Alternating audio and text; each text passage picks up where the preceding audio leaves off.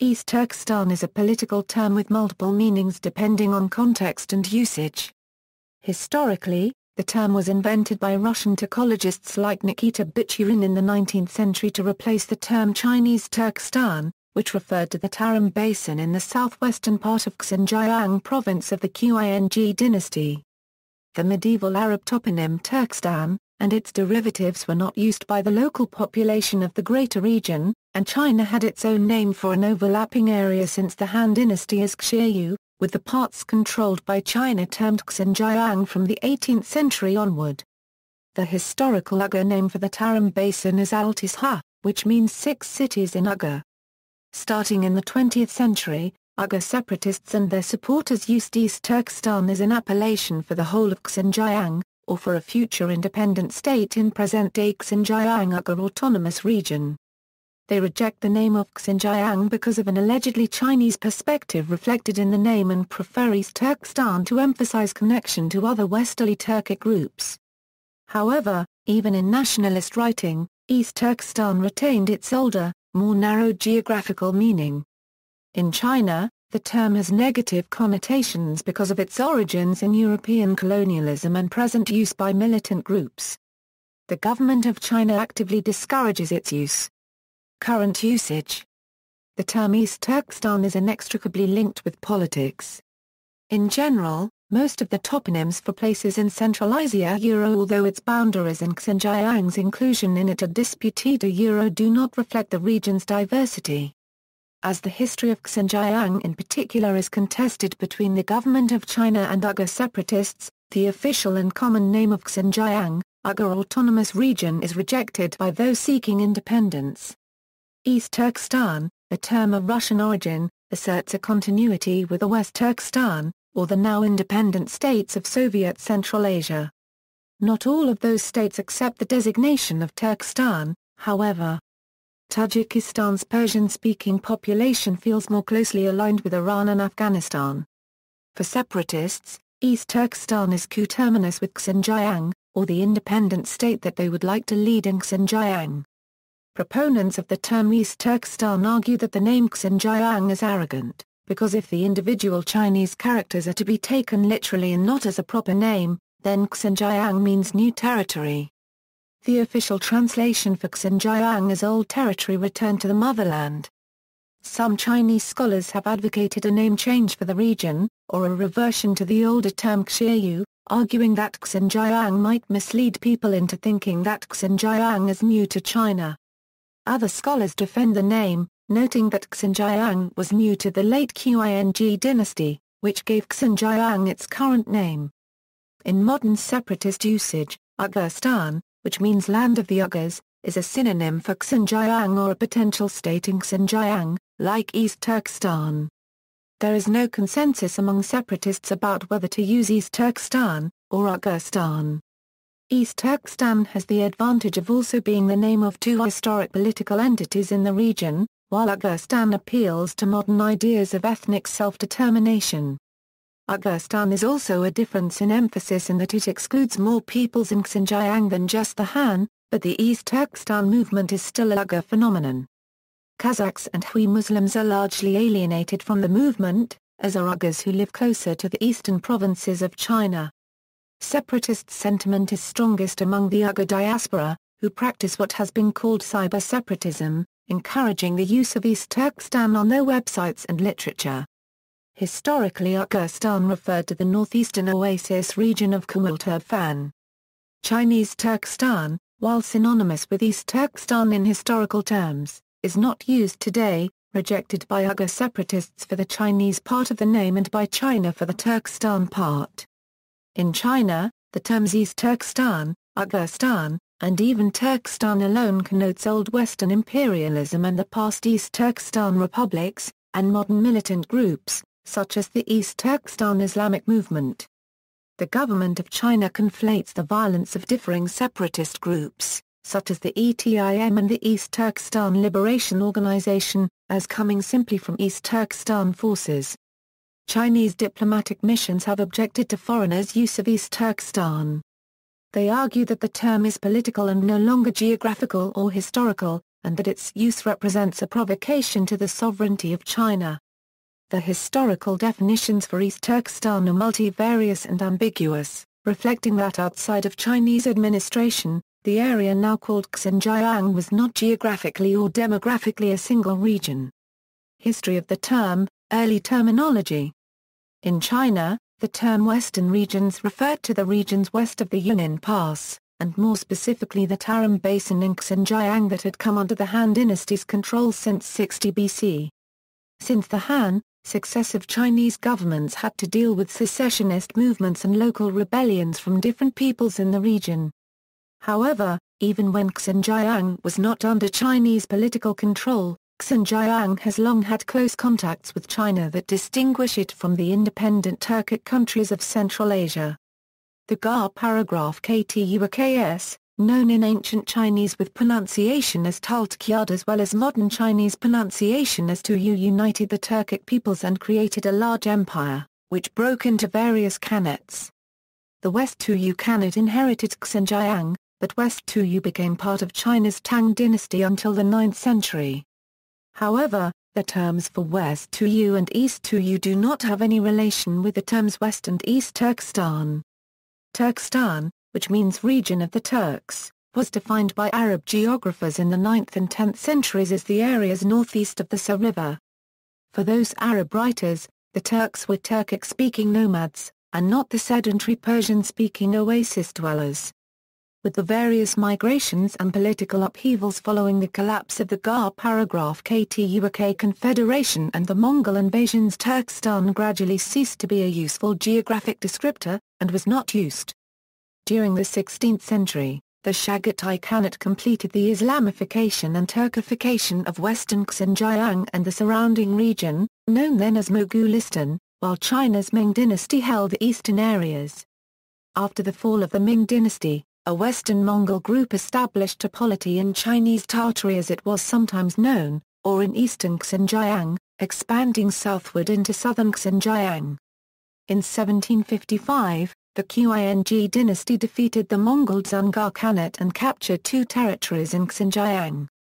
The northern territory, where the Dzungars lived, was called Dzungaria, while the southern areas which the Dzungars controlled and mined were called Xinjiang or Altishahr. The term Xinjiang, which up until that time simply meant all territories new to the Qing, gradually shifted in meaning for the Qing court to exclusively mean Dzungaria and Altishahr taken together. In 1764, the Qianlong Emperor made this use of Xinjiang as a proper name official, and issued an imperial order defining Xinjiang as a provincial administrative area. After General Tsu suppressed the Dungan Revolt in 1882, Xinjiang was officially reorganized into a province and the name Xinjiang was popularized, superseding Xiyu in writing. At the same time as the Chinese consolidation of control in Xinjiang, explorers from the British and Russian empires explored, mapped, and delineated Central Asia in a competition of colonial expansion. Several influential Russians would propose new terms for the territories, as in 1805 when the Russian explorer Timofsky revived the use of Turkestan to refer to Middle Asia, and East Turkestan to refer to the Tarim Basin east of Middle Asia in southern Xinjiang. Or in 1829, when the Russian sinologist Nikita Bichurin proposed the use of East Turkestan to replace Chinese Turkestan for the Chinese territory east of Bukhara.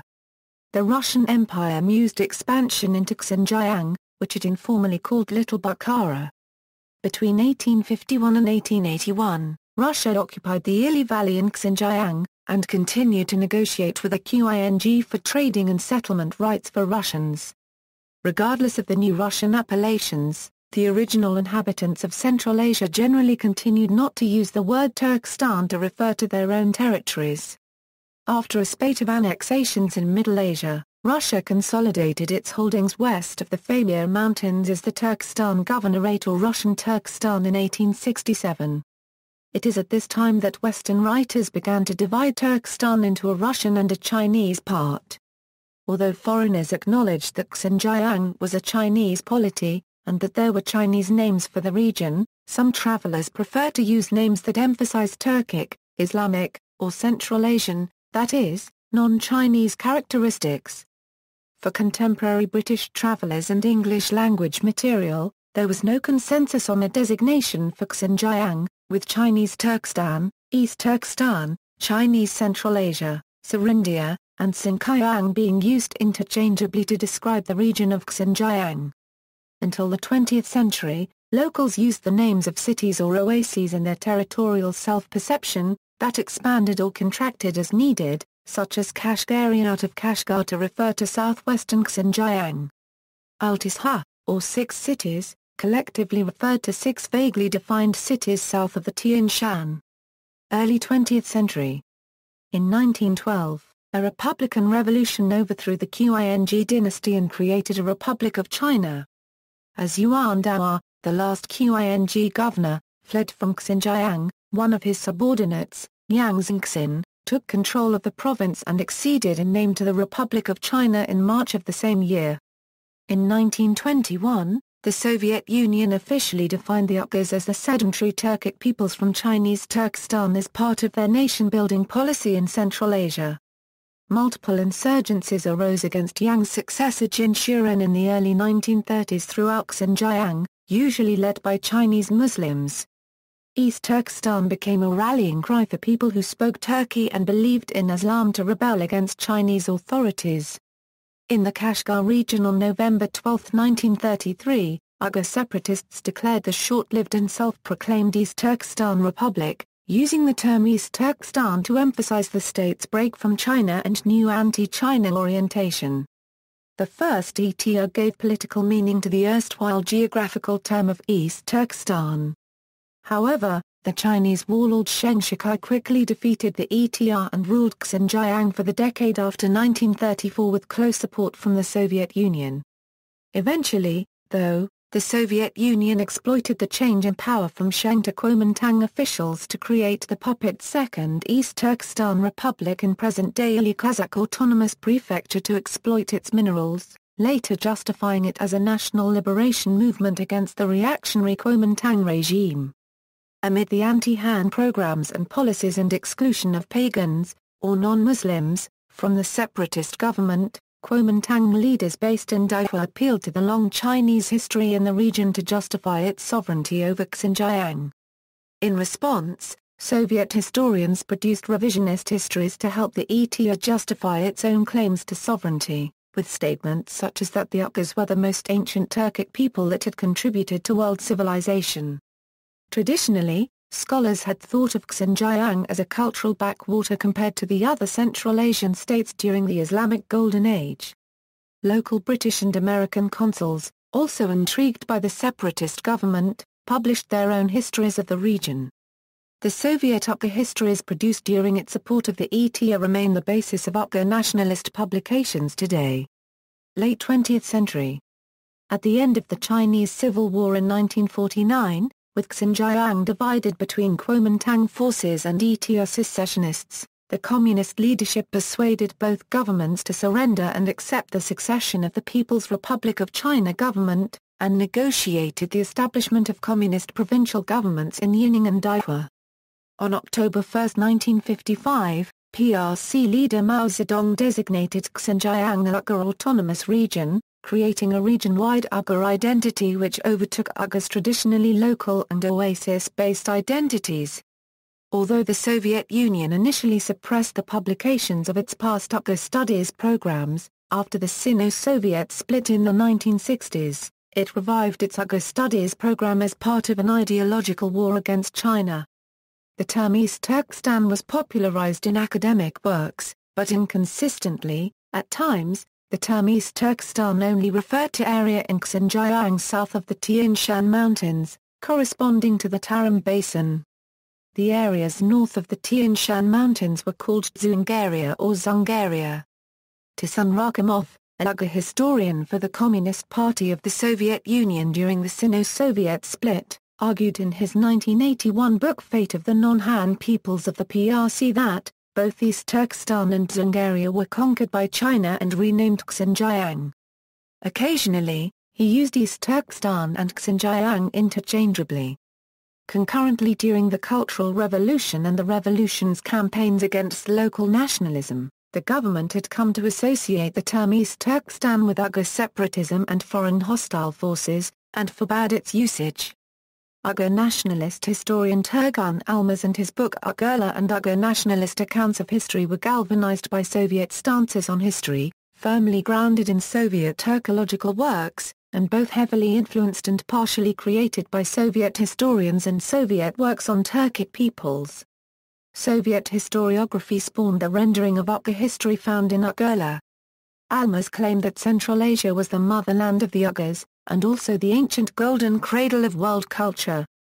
The global trends set by the dissolution of the Soviet Union in the 1990s, and the rise of global Islamism and Pan-Turkism revived separatist sentiments in Xinjiang and led to a wave of political violence that killed 162 people between 1990 and 2001.